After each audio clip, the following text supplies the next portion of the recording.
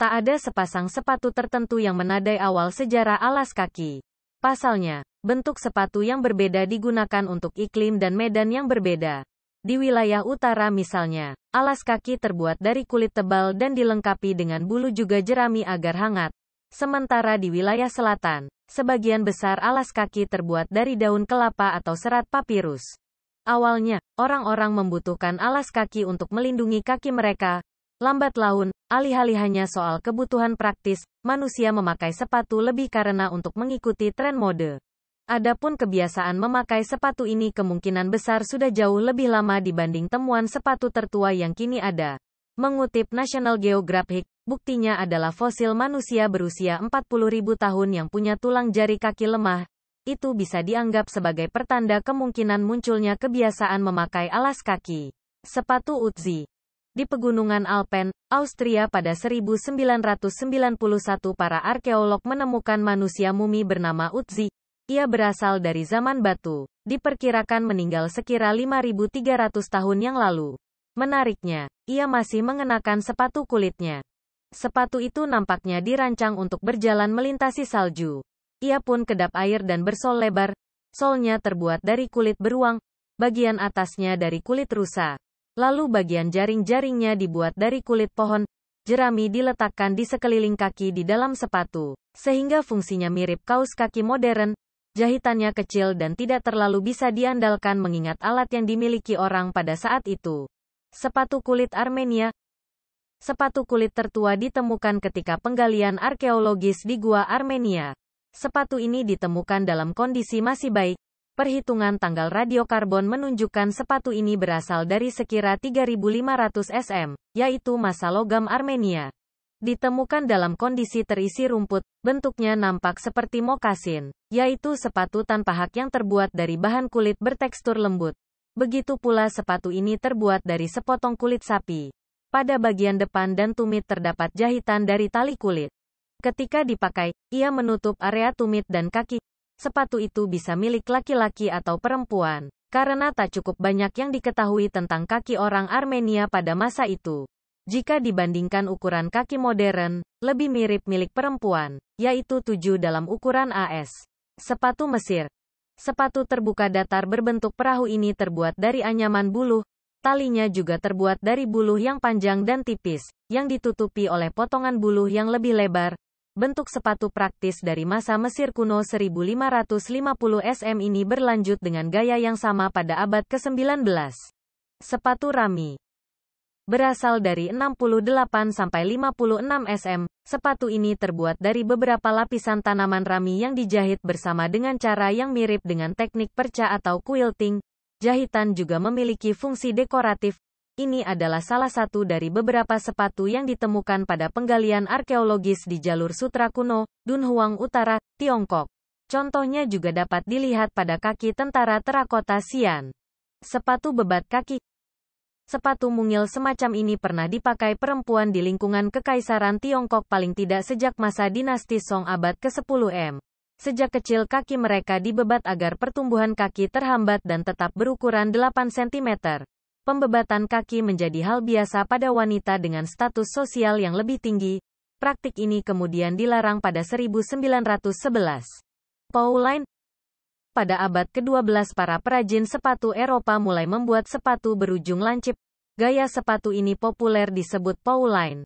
Mereka memiliki ujung runcing yang sangat sempit dan terbuat dari kulit. Bentuknya makin ekstrim pada akhir abad ke-14. Mereka memakai sepatu sempit yang ujungnya lancip mengarah ke atas. Kala itu banyak orang menjadi korban mode. Sebagian bangsawan berpesta dengan sepatu yang begitu panjang dan sempit, hingga mereka terpaksa menalikan ujung sepatu di pita elastis yang dipasang di sekitar lutut mereka.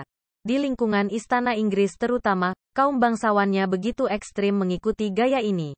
Akibatnya, mereka sulit berjalan. Itu sampai membuat dikeluarkannya aturan yang mengatur panjang sepatu. Sepatu ujung bulat. Kamera koleksi The Victoria and Albert Museum.